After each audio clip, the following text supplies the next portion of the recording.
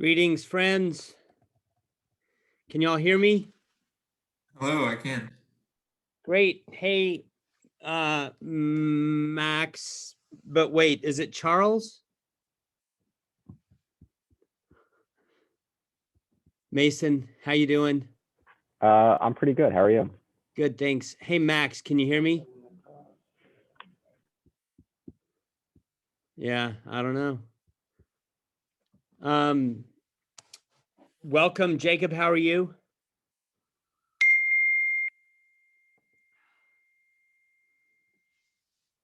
Jacob, how are you, my friend? Good. Okay. Y'all, it seems like there's a lot of people who aren't here. Oh, well, I'm not in control of that. The only thing I'm in control of is myself. Maybe, I'm hoping. Good to see you guys. I'm excited about today's class. We're going to talk about Confessions Book 7. Confessions Book 11. I did say that I said last time that today we would go over the paper, right? Did I say that? And I want you to know I haven't spent 2 nanoseconds thinking about that. So we will read stuff from the syllabus, okay? And also that other document that I put up. But what we are going to discuss book 11 today. And we might get through it today. I don't know. I would like to start the discarded image on Friday or Wednesday. Whether we do that at the beginning of Wednesday or the end of Wednesday, I'm less concerned about, but I would like to start the discarded image on Wednesday. Am I making sense?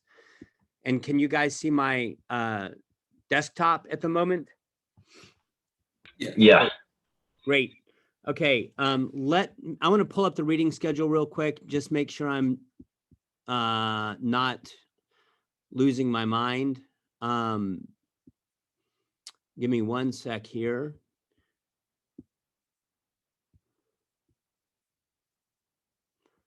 Okay, yeah, we're gonna start the discarded image on Friday. Oh, I didn't give y'all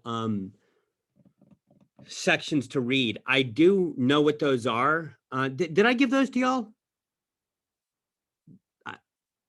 Maybe I didn't. I will do that today. Okay. I know what those are. I will do that today. Okay, so we're going to start discussing the discarded image on Friday. But for now, we're going to talk about the paper.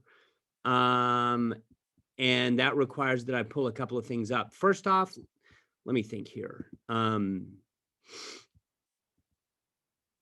Okay, I created a thing called the essay guide.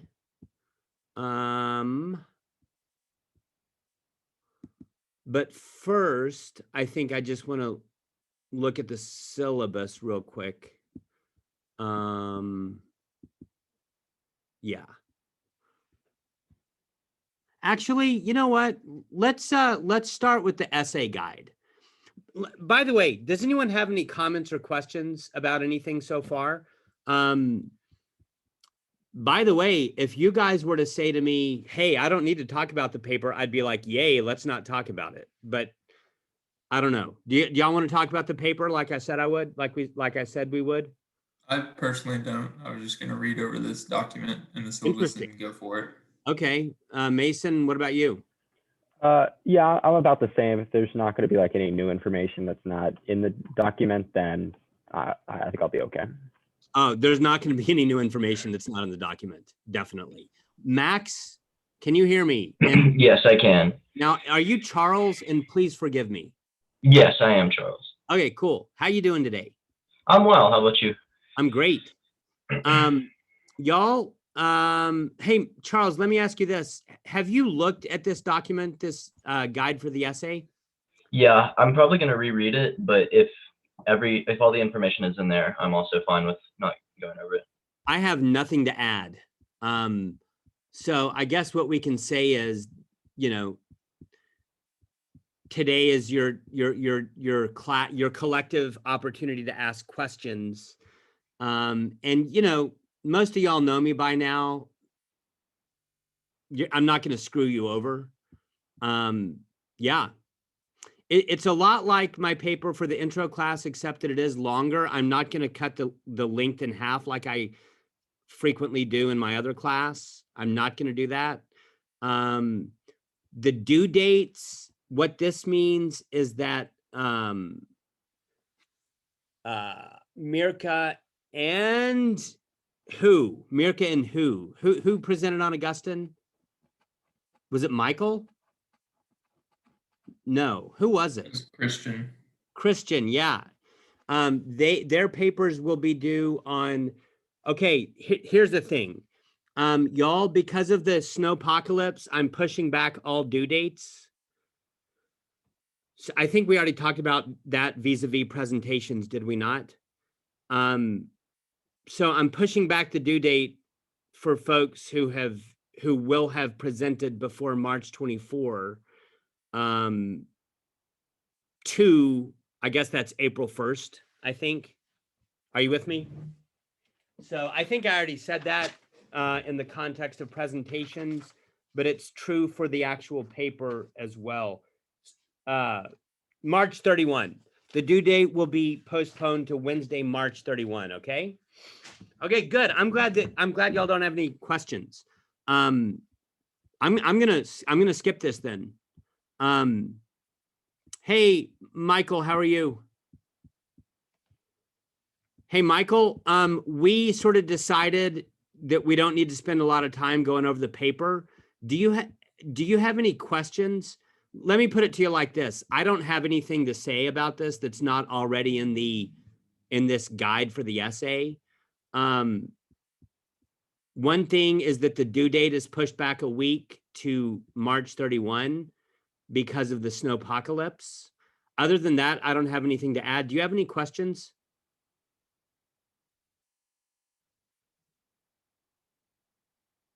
You're muted, bro. Sorry, I haven't looked at the thing in a while, but I guess certain details like, like, is it Chicago? I addressed that. I don't care. Oh, okay. Gotcha. I ask you to be consistent, but I don't really care about that. Okay. Yeah, cool. Now, if you have questions, ask me later. No problem. Okay, good. Let's keep going. Let's go to Augustine, book 11. Now, I enjoyed discussing book 7. Does anyone want to say anything about book 7? By the way, oops, I forgot to upload. I took a few more notes and I forgot to upload those.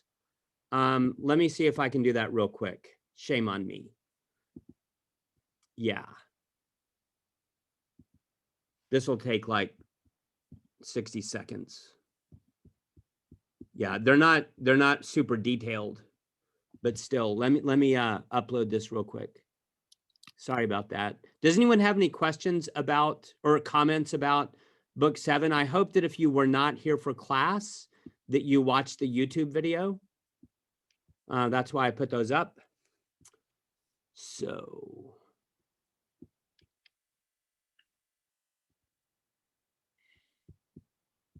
All right. Oh, see, here's what I hate about this class. There's 2 sections.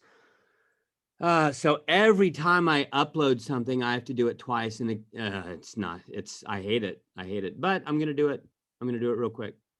Nope. Okay.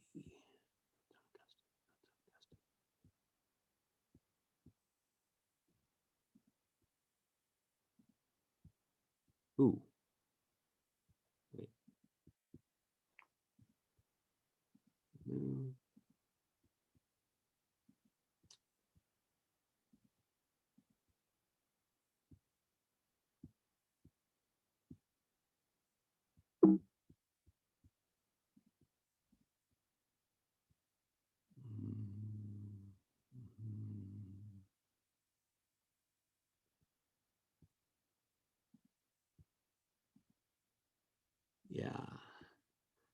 Y'all, I think that there's probably a better way for me to do this. I don't know. Anyway, some of y'all have it now. Now I'm going to go to the other section and do it again real quick. Sorry about this.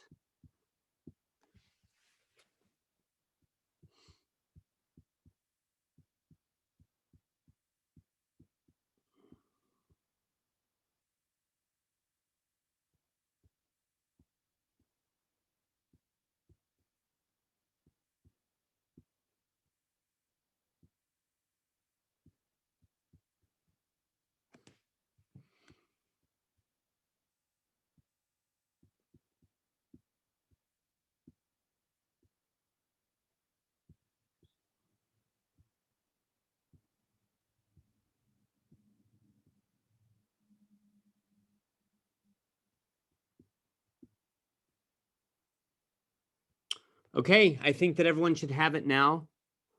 One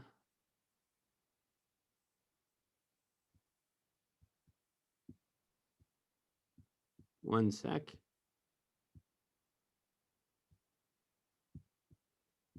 Yep, okay, we're good. So yeah, feel free to pull it up or whatever, or you can just look on with me.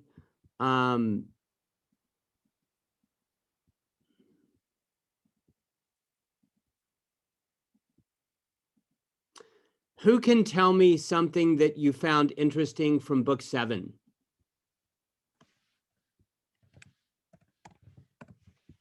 Would anyone like to share?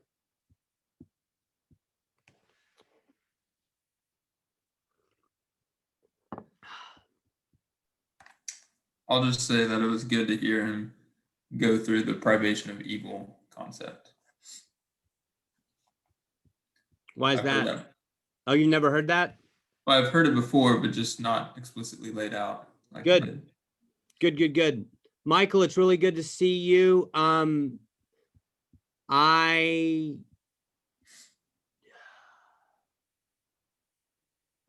read some. Oh yeah. I'm gonna come back to you, Michael. I think. Yes, I am. Okay, y'all. So we're gonna talk about book 11 today, but before we do that, look with me right here. I want to say a couple of things about book 10, which I found myself reading this morning, and I could not stop reading it. But remember, book 10 would be kind of like a transition between book 1 through 9. Let's call that part 1. And books 11 through 13, let's call that part 2. Okay. Now, what is part 1? Who can tell me? Part 1 is what? Augustine's autobiography. Yeah, the narrative of Augustine's life. What is part 2? Someone other than Jacob.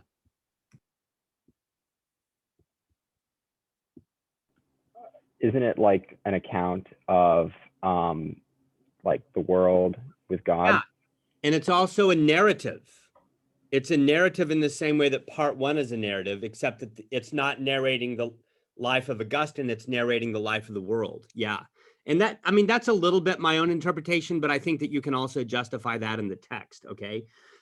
So book 10 would be the transition between those two things. And so book 10 is worthy of our attention, right? Look with me at these notes right here. Remember that book 10,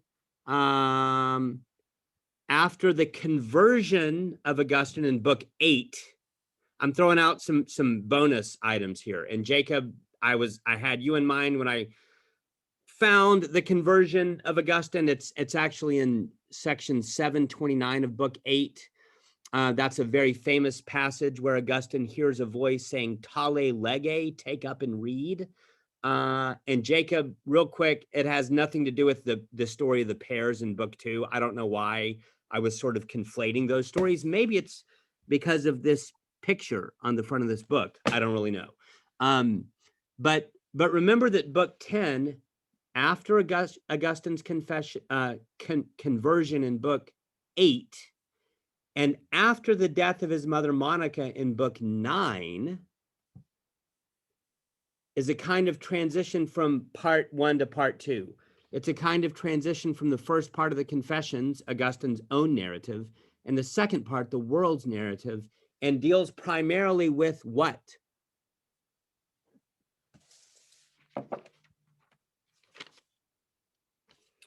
It deals primarily with memory. Are y'all with me? Can y'all see my little notes up here?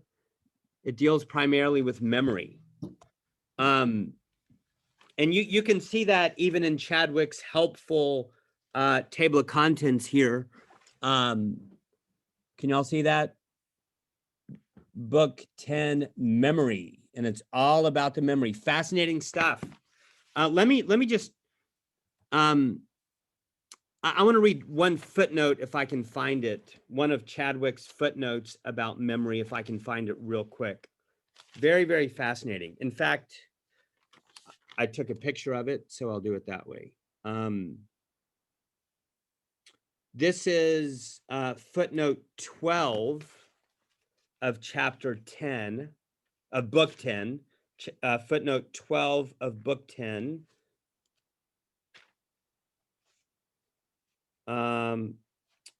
On page 185 of the Chadwick volume, footnote 12.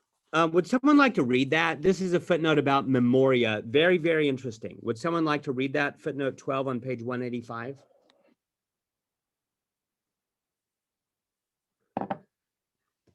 I would love someone to read it. I can read it. Awesome. Memoria for Augustine is deeper and wider term than our memory.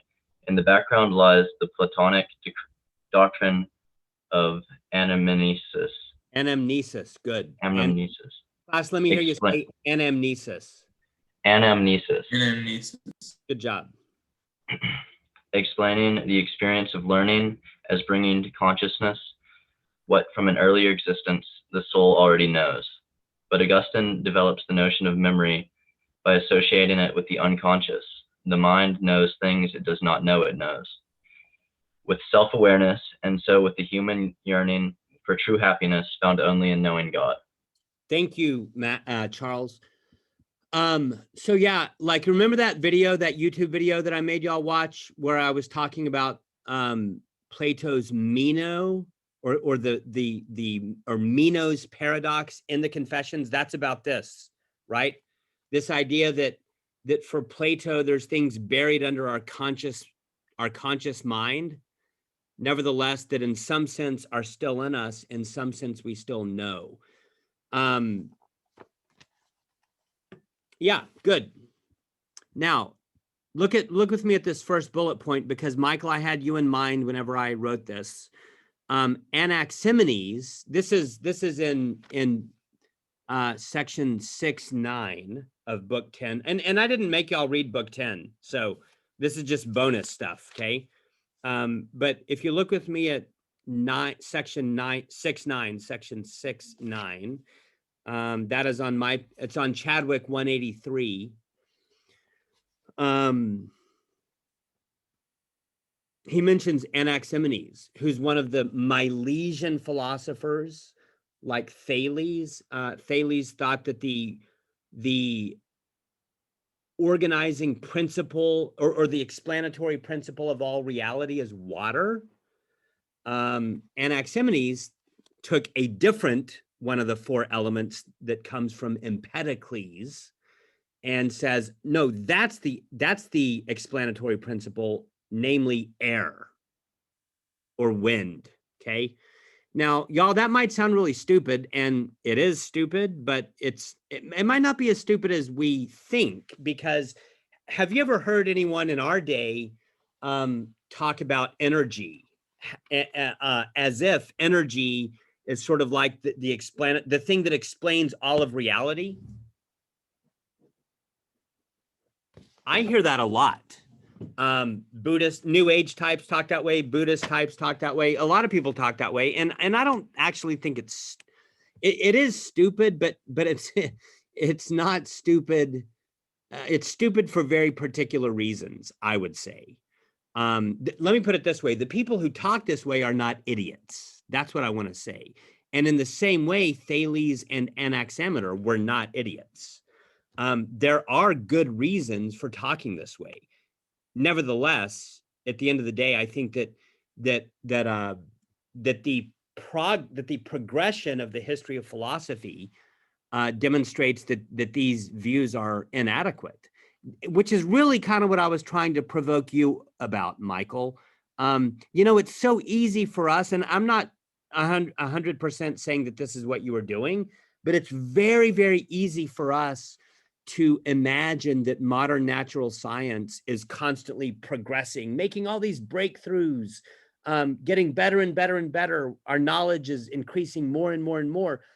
And yet philosophy just sort of languishes in confusion. I do not believe that. I don't believe that. One reason I don't believe it is because it conflates modern science with technology. Technology is not the same as modern science. Technology is inventing new things that can make our lives better. And I'm not saying that that's bad, but that's not knowledge. And then the other reason is because actually modern science does make progress over the centuries. It's just, it seems slow compared to the rapid fire progress of technology in our day. Technology, by the way, that's destroying our planet. But yeah. So that's a little bit about Anaximenes. And Michael, I hope that that's helpful for you in some way. We've already talked a little bit about memory.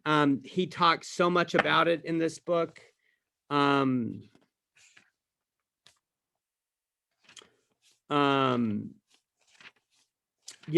think that it's in this book around section 20.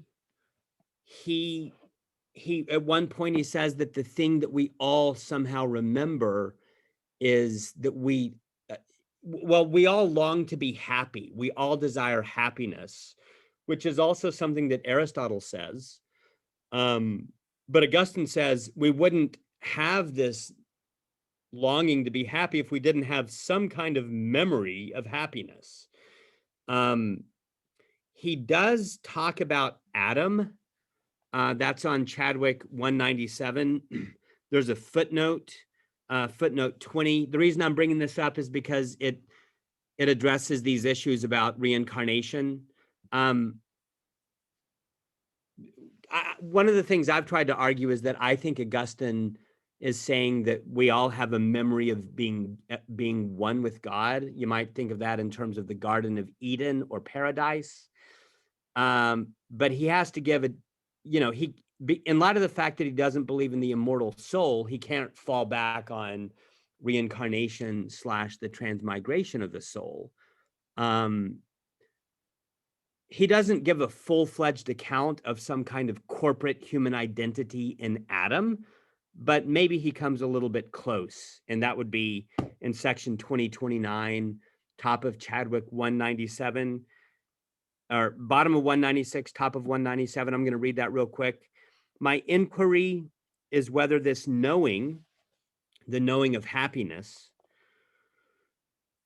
is in the memory, because if it is there, we had happiness once. Now, can y'all see how that sounds a lot like he might be suggesting that at one point the human race was connected to God? I mean, I'm relying on the Christian story a little bit, but I don't think I'm crazy here. Are y'all with me? Kind of, sort of. He says, we had happiness once. That's at the bottom of 196. I do not now ask whether we were all happy individually or only corporately in that man who first sinned, in whom all died. Adam, 1 Corinthians 15:22. Okay, so I'll stop there. But many Christians would say that in some mysterious sense, human beings were all present in Adam / we are all present in Adam / Adam is a way to name collective humanity. Yeah, so I would suggest that's the way he accounts for this primordial memory that saves him from the need to rely on reincarnation. Okay, third bullet point right here, he does talk a lot about sense perception. Very interesting stuff. One of the great medieval themes, particularly in the monastic tradition. Side note, y'all remember the two big traditions of medieval philosophy that we talked about last time? I referenced this book by Jean Leclerc, The Love of Learning and the Desire for God. Who can remind me what the two big traditions are? Monastic and scholastic. That's right, monastic and scholastic. And in particular, in the more monastic traditions, there's one of the huge themes that you discover. And if someone writes their paper on Bonaventure's The Soul's Journey into God, this will come up. But it's called the spiritual senses. It's this idea that we can talk about our spiritual life in terms of the five senses: vision, hearing, taste, touch, smell. That there's kind of like a spiritual equivalent to each of those five senses. Augustine might be the first person to talk this way. He's certainly a foundational person for the medievals who talks this way, and that's in book 10. Okay, so yeah, sense perception. Let's now talk about book 11. Before we dive into book 11, though, any questions, comments? Anyone have a burning desire to speak?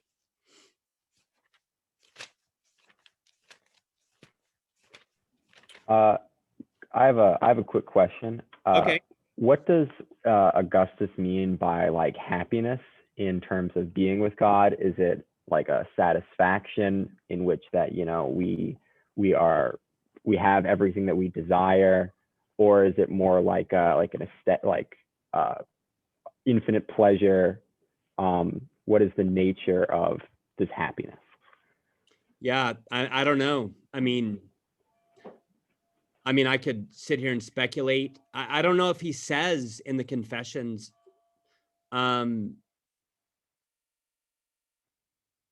Yeah, I mean,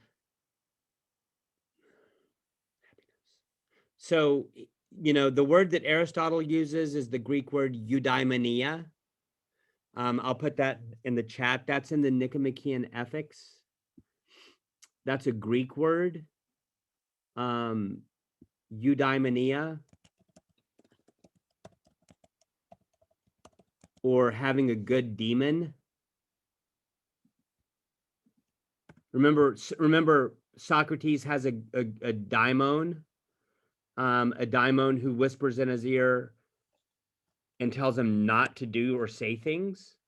And so a daimon or a demon is not a bad thing necessarily. And so eudaimonia is the word that Aristotle uses in the Nicomachean Ethics to talk about the good life, or what human beings strive for. Sometimes that gets translated into English as happiness. That's probably my favorite. Actually, I kind of prefer well-being. Sometimes people translate it as success. I don't really like that one. That's the Greek word, eudaimonia. The word that Augustine uses in Latin is beatudo, like the Beatitudes. Maybe you've heard of the Beatitudes. Jesus says, "Blessed are the poor in spirit, for they will see God."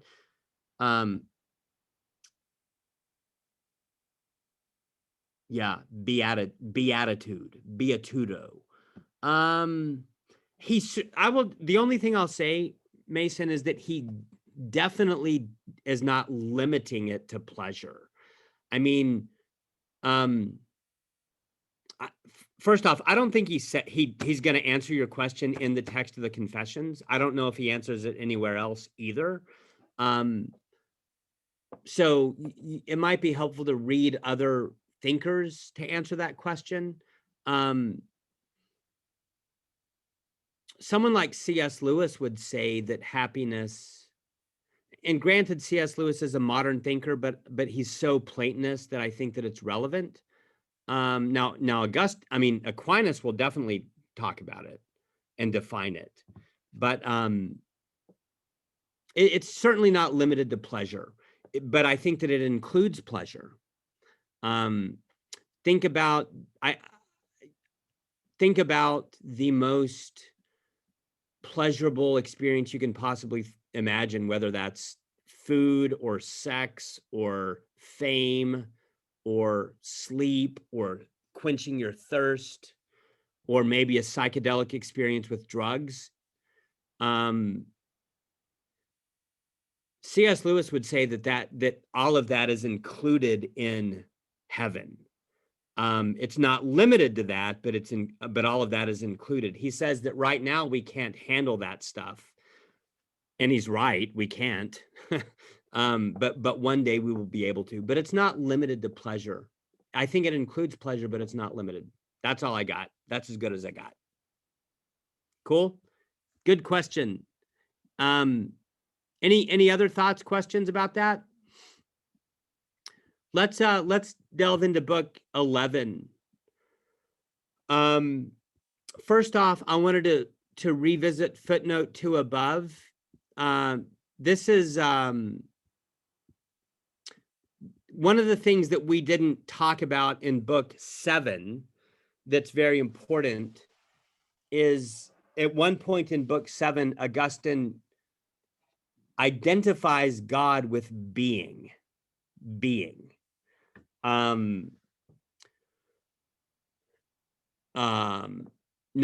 that should remind you of what pre-Socratic philosopher?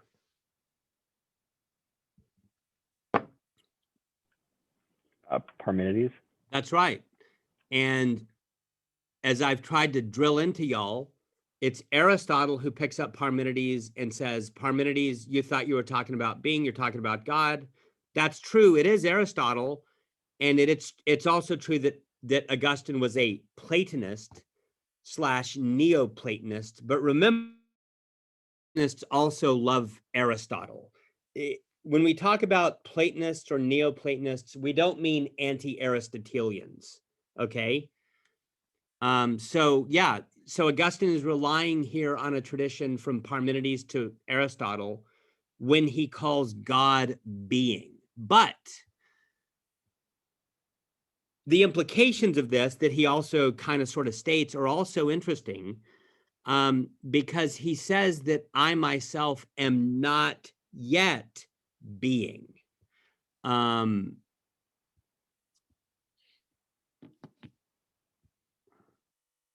Yeah. So this is a little bit of review. I didn't want to go on. I didn't want to skip over this and not talk about it at all. He refers to God as being, and I who am not yet being. And that's in book 7. Sorry that we're going back and forth a little bit, but that's in book 7, section 10:16. Now, what's interesting is that Parmenides would not allow that, right? Because Parmenides is like whacking on being, right? So Augustine here is being a good Aristotelian and Platonist. He's rejecting the Parmenidean on-off switch of all or nothing. Parmenides says you either have being or that's it, being.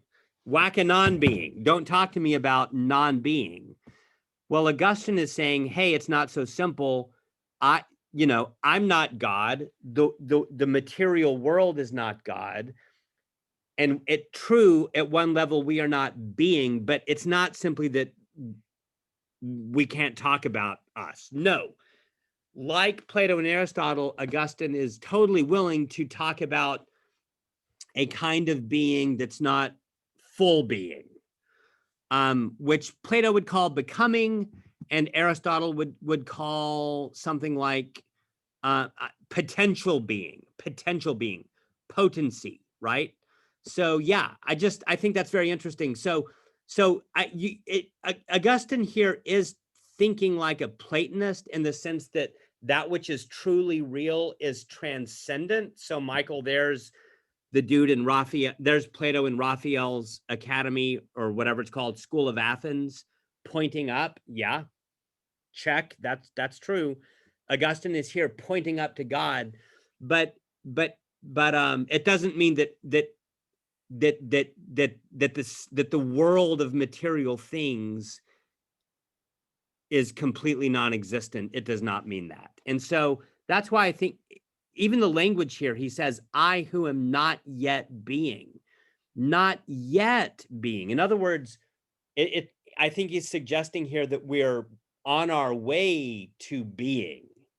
So it's not like it's not like the world of material objects, including human beings. It's not like we completely don't exist. No, it's as if we have quasi-existence. We are on our way to being. Does that make sense? So yeah, I mean, I would be failing in my duty to introduce y'all to Augustine if I didn't talk about that. Am I making sense right now? Is he saying we're on our way to becoming God then? There's certainly room for that. So I'll just say yes. Yes. I mean, and he would mean, he would be referring to human beings there. Yeah, I mean, Augustine does think that we are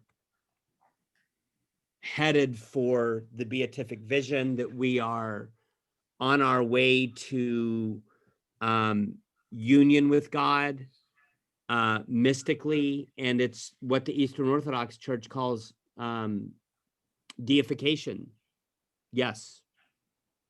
I have kind of an interpretation. I remember from reading, I think it was 12. He talked a lot about time, and sort of one way he kind of thought of time was, let's see, what was it? It was sort of like change. So if something doesn't change, then it's not in time, and if something does change, then it is in time. And he talked Yes. about sort of a weird thing where it's like, so okay, so, and it was talking a lot about like what is God and what is not God, and how things could be created, and certain things like this. So there was one part where he said that, heaven is outside of time, despite the fact that it isn't God and was in fact created by God. So that seems contradictory, except the only reason that heaven is able to stay outside of time, despite having a beginning, is that I think the way he phrased it is like he like cleaved closely to God. So because it's sort of connected to God in this super mystical way, it exists outside of time. And really what he means by that is it doesn't change at all. It's not dynamic. So I think that, or one way of interpreting something like this is that maybe. Can I stop you real quick? Yes. You're awesome. I want to just throw out a suggestion. Uh-huh. What if, I mean, I think what he would say is that heaven is immaterial. And that's why it doesn't change. I mean, now maybe he might want to talk about immaterial things that do change, although I doubt it. It's not just that it's super mystically connected to God, it's immaterial. But he did make a point to say that it has a beginning, yet is outside of time. Yes. And he said the reason it stays outside of time is because it's so close to God. It's existing outside of time is contingent upon God in some direct way. And I just remember he used the word cleaved, close, or something like that. But all right, cool. But immaterial. So I kind of want to. Okay, let's see, material. So I guess though, really, we might be kind of saying the same thing, perhaps, because I think a material thing like in Plato's visible world, I think is necessarily dynamic, right? As opposed to the transcendent. So it's interesting that you're associating dynamic with change, because when typically, so yeah, I might be the wrong word. The answer is yes. Yeah, I don't. Yeah, yeah. Yeah, I think the answer is yes. Remember, God is, for these pre-modern thinkers, change is bad, right? I mean, now human progress toward the divine is not bad. That kind of change is not bad. But in general, if God does not change, which isn't to say that God,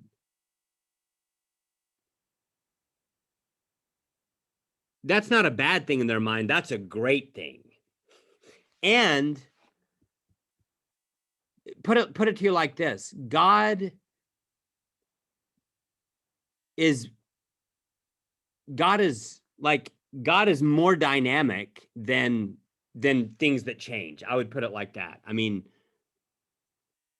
it's not like God is static. Typically, what in our minds, the opposite of dynamic is static. It's not like God is static. It's just that God is beyond our notions of changing and unchanging. So and that's exactly why the negations of Parmenides and the doctrine of simplicity matter, because when we say that God does not change, we're just negating a form of finite being. I hope that I'm not really confusing you or making your life difficult. Just remember that God is usually change is bad in their minds. God is way too perfect to ever change. And that doesn't mean that he's static. It just means that he's fully actualized. He's perfect. He's perfect. Anyway, I'm going to shut up now. Keep going, Michael. I guess the last thing I was going to say is one way maybe to interpret this. The idea I had was that if someone's moving towards being, that might mean that they never are being. But if they are like being, then it would be similar to how Augustine described heaven, I think, where it's like despite it having a beginning, it sort of, is like God outside of time and also immaterial. Good.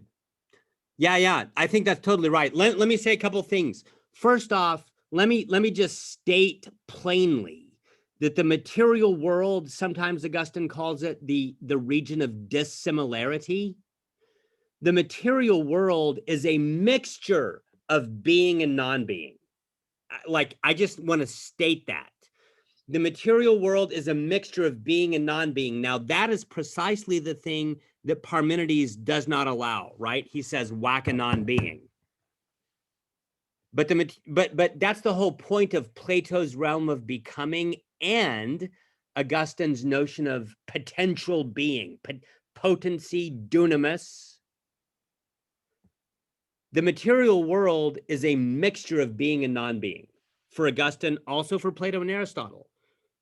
Now, Michael, I think you're making a great point that if you can imagine God on the top of the hierarchy, God who is beyond change.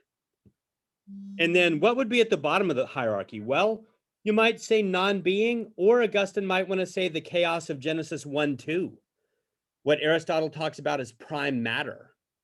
Okay? But so you've got this hierarchy. You have something at the top and something at the bottom. Are you with me so far? Now, Michael, I think that what you're saying very insightfully is that heaven, which you might say is right beneath God on the hierarchy, right, has something in common with the realm of becoming. Right. It has a beginning, in other words. Yeah. Totally. Yeah. Just like the world, just like the material world has a beginning. Yeah. Excellent. Good stuff.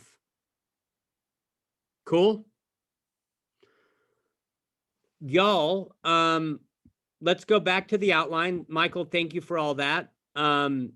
Second bullet point here under book 11, note that over and over, Augustine is teasing out the implications of divine simplicity. I hope that you can see how important that is, and I hope that you understand what I mean by divine simplicity. What is divine simplicity? It's the fact, yeah. Does anyone need help in grasping what I mean by divine simplicity?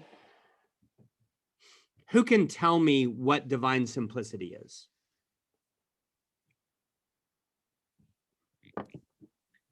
It's a string of negations saying what God is not. That's right. And what are some of those? And let me remind you that all of the things that are negated are various forms of finite being, so that each time it's as if the statement is God is not finite. God is not finite in this way, change. God is not finite in this way, parts and wholes. God is not finite in this way, spatial extension. God is not finite in this way. I forgot the last one. But you see, they're all negating finite being. And if you think about it long enough, you begin to realize, oh, they're double negations. Finite being is already negated. It's already negative. So I hope that makes sense. Jacob, give me, yeah. Are y'all with me on that? I mean, you cannot understand Augustine if you don't get that. Over and over again, Augustine is teasing out the implications of divine simplicity. For example, that God is outside of time.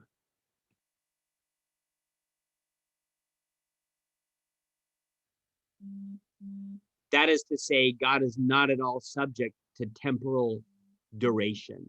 Okay? All right. Oh my gosh, we are running out of time. I want to get through at least numbers 1 through 3, and we can do the last 2 next time if we want, before we delve into C.S. Lewis. Immediately after class, I'm going to put up an what I'm going to do is, yeah. I'm probably going to give you the relevant sections of the discarded image in the form of an announcement, if that's okay. It's just a lot of work to revise the reading schedule. So yeah, I'll do that immediately after we hang up, okay? But I want to do a little bit of reading. Look with me at Roman numeral 1. This is book 11, Time and Eternity, sections 3, 5, and following.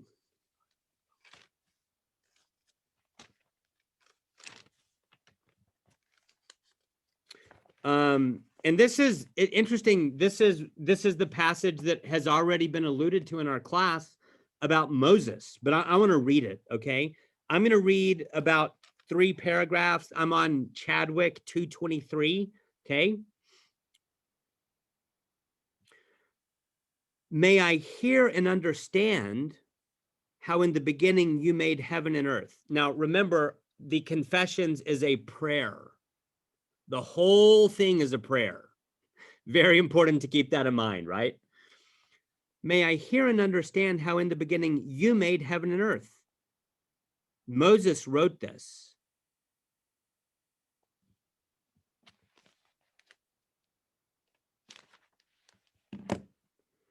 He wrote this and went his way, passing out of this world from you to you. That's kind of fascinating, from you to you. Wow. That's called a pattern of exit and return. Moses started with God, went out from God, and returned to God. I think that Augustine thinks that the whole human race does that. And all of creation, it comes out of God and goes back into God. That's called a pattern of exit and return, okay? Sometimes I say it like this: A prime, B, erase that. Sometimes I say it like this: A, B, A prime. Let me do that again. A, B, A prime. A prime is the same place. So A and A prime are the same place, but A prime is on a higher plane. So A, B, A prime. Does that make sense? A prime is a return to A. It's a repetition of A, but on a higher plane. And that is also Plato's line. Anyway, very interesting that Augustine says that about Moses. I'm going to keep reading. He is not now before me, but if he were, I would clasp him and ask through you. I would beg him to explain to me the creation. I would concentrate my bodily ears to hear the sounds breaking forth from his mouth. Now, whenever Mirka and maybe Christian were discussing this a little bit in their presentations, we had a little conversation about the Hebrew language. which was very interesting. And it's true that Augustine is very concerned with human language. But what's interesting right here is that he's introducing one of the big themes of Book 11, namely the fact that language, as we speak, it takes time. Language takes time. And I love the fact that he doesn't use the word syllable here, but I love it when he uses the word syllable. He says that the syllables that we speak take time. Does that make sense?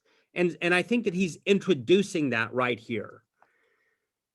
If he spoke Hebrew, he would in vain make an impact on my sense of hearing, for the sounds would not touch my mind at all. If he spoke Latin, I would know what he meant. Yet how would I know whether or not he was telling the truth? If I did know this, I could not be sure of it from him. Within me, within the lodging of my thinking, there would speak a truth which is neither Hebrew nor Greek, nor Latin, nor any barbarian tongue, which uses neither mouth nor tongue as instruments and utters no audible syllables. There it is, syllables. Underline the word syllables. Pause. He's saying that even if Moses were to say, even if Moses were to speak, even if Moses were to illuminate Augustine about creation, Augustine would, he's saying he needs more than just that, because there has to be something in him that verifies what Moses is saying. Okay. Two quick points. Number one, if you thought that Augustine was a biblical fundamentalist, think again. Augustine does not say the Bible says it, so I believe it, that settles it. No. It's more complicated than that. He loves scripture, obviously. But what he's saying is that there's something inside of him that sort of verifies what Moses says. Now, what is that thing inside of him that verifies what Moses says? There's only one answer, folks. Memory. Memory, okay? There's other ways you could talk about it. You could say divine illumination. I'm not going to talk about that right now because it's too confusing. But for now, he is talking about memory. He's saying there's something in him. And when he hears Moses speak the truth about creation, it resonates with something inside of him. What is that thing inside of him? It's memory. Almost like a spiritual radar or something. Like it's like gauged to. Yeah, you need to go back and watch the video that I put out on Meno's paradox, because it is the very same thing. What he's saying is that Moses, like a midwife, Plato uses the language of midwife. Moses is drawing out of Augustine the truth that's already in him that he knows. And that's why he's able to recognize it. That word recognition is huge. He talks about that. He says, I wouldn't be able to recognize it as true if it weren't already in me. And I'm trying to keep things simple for y'all and for me. And so because we've already spent so much time talking about memory, particularly in the context of book 10, that's what I want you to think about here. Like, what is it inside him that allows him to recognize the truth of Moses' account of creation? Memory.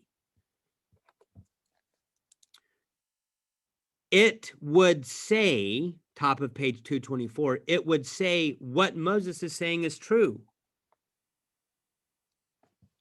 What is it? I'm suggesting to you that it's memory. Memory would say what Moses is saying is true, okay?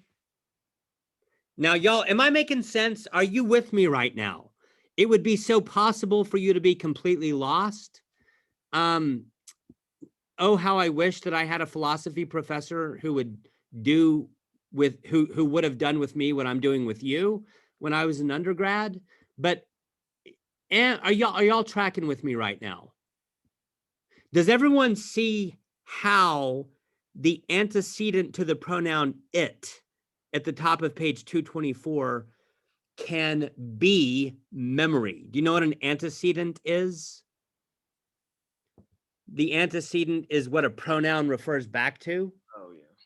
And I'm saying that the antecedent of it is memory, or at least it can be, or at least that's a good way for us to think about it right now. Now, does everyone see that? Does anyone not see that who wants to talk about it?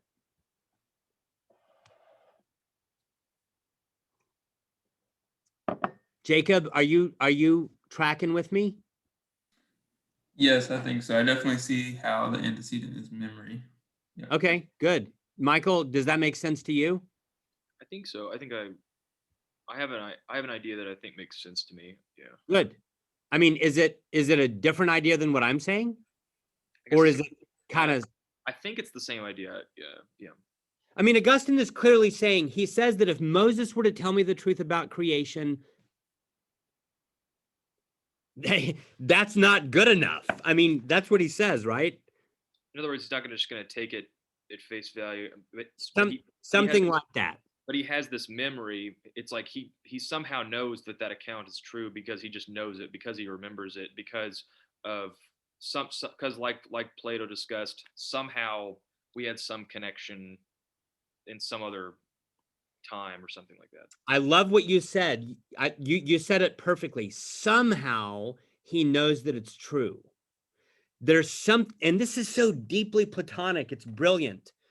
There's something in him, he claims, that recognizes the truth of what Moses is saying. And y'all, I'm 48 years old, and believe me, I have spent decades failing to understand this, rejecting this, thinking that, like, not being able to wrap my mind around this sort of thing.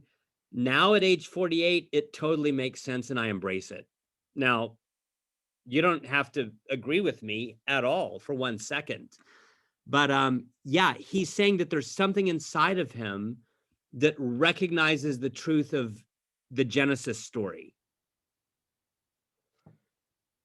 And what I'm suggesting to you right now is that the simplest way to make sense of that, given what we've already seen in this text,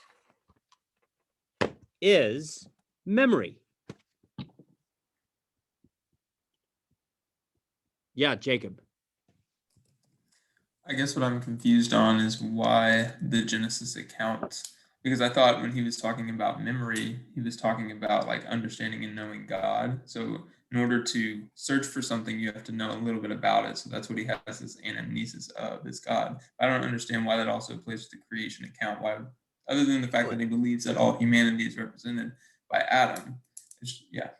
Okay, good. So first off, you're totally right to point out that in the earlier context, so like my YouTube video about Meno's paradox and the confessions, yes, that was at the very beginning of book 1, at the very beginning of book 1. And the context there was like, how can I even look for God if I don't already have God in me somehow as an unknown known? Yes, you are correct.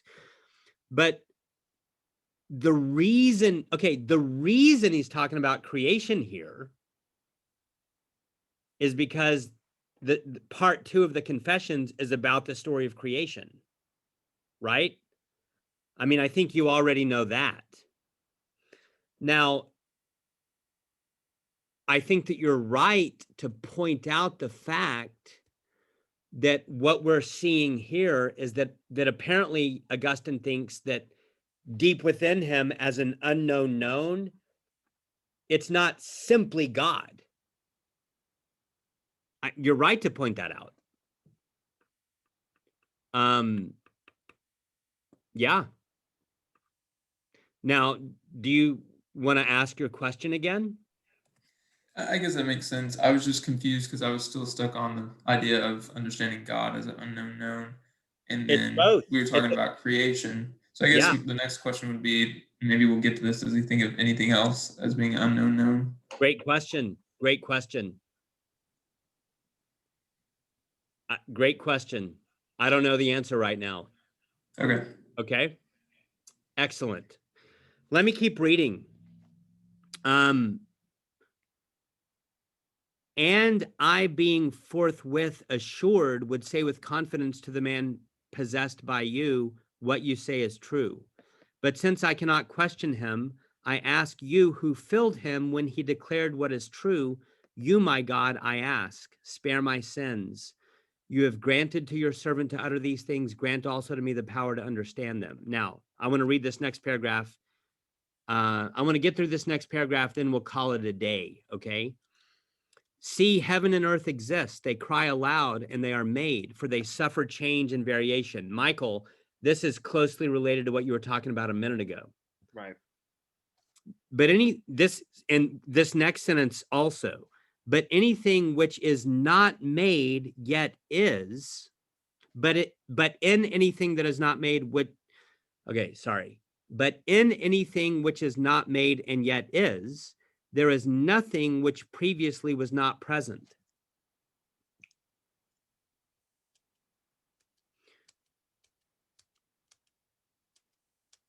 What's he saying there? He's saying that This is where he's different than Plato, I think, right? I don't know. Probably Plato, probably. But what he's saying there is that basically he's saying that God never came into existence, and everything else that changes, and not just things that change, but things that are made, they came into existence. I think that's all he's saying here. They also cry aloud that they have not made themselves. This is very interesting. I urge y'all to meditate on this. The manner of our existence shows that we are made. For before we came to be, we did not exist to be able to make ourselves.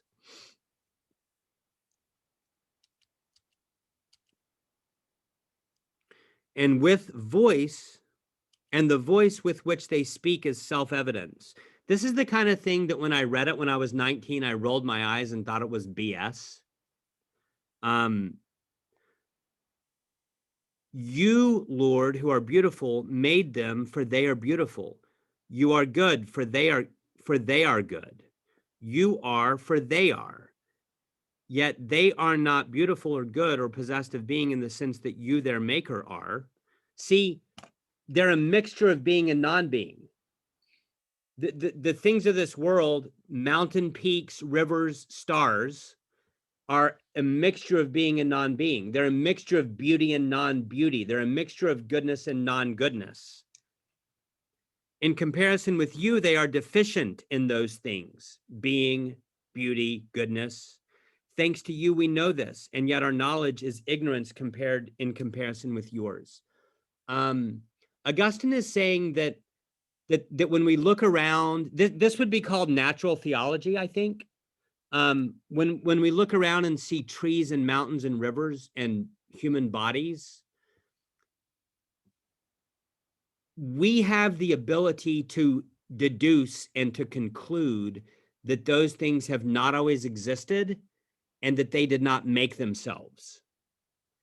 Now, in other words, I'm going to put it to you like this: they're contingent. And if they're contingent, they are dependent. And if they're dependent on something. And if they're dependent on something, they have to be dependent on something that is not itself dependent on anything, and that thing is necessary. So these are not the terms that Augustine is using here, but I think it's the same thing. And then furthermore, he's saying, as for being, so also for beauty and goodness. So he's saying that from the things of creation, we can conclude that necessary being exists, and that thing is God. Now, I just snuck in some later thinkers like Avicenna and maybe a little bit of Anselm, but there's something like the ontological argument going on here. We can know when we see things that they've not always existed.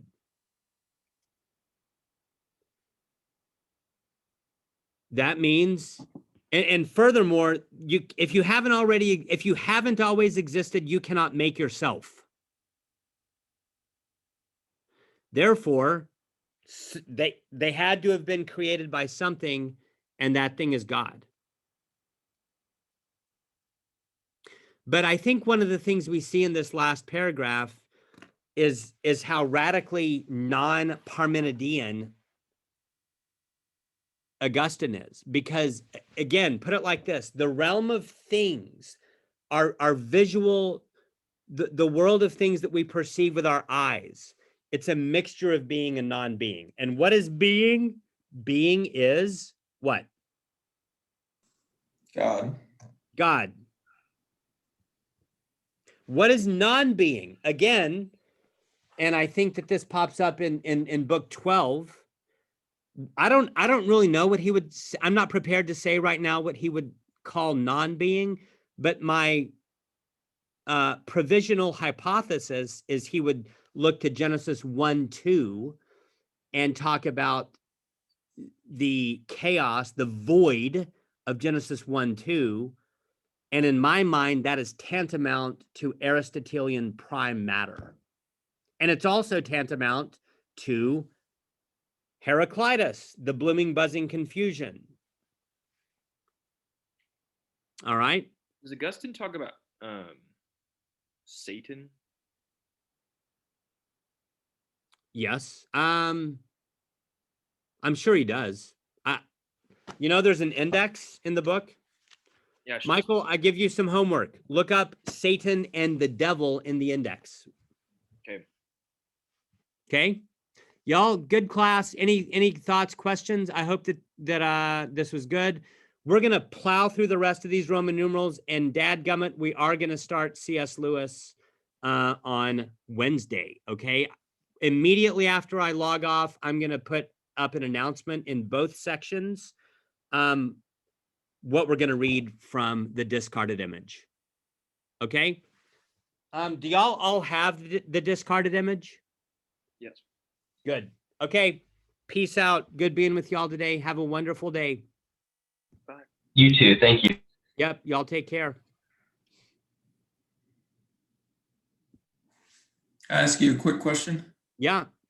Did you see my email about the last class, Intro to Philosophy class?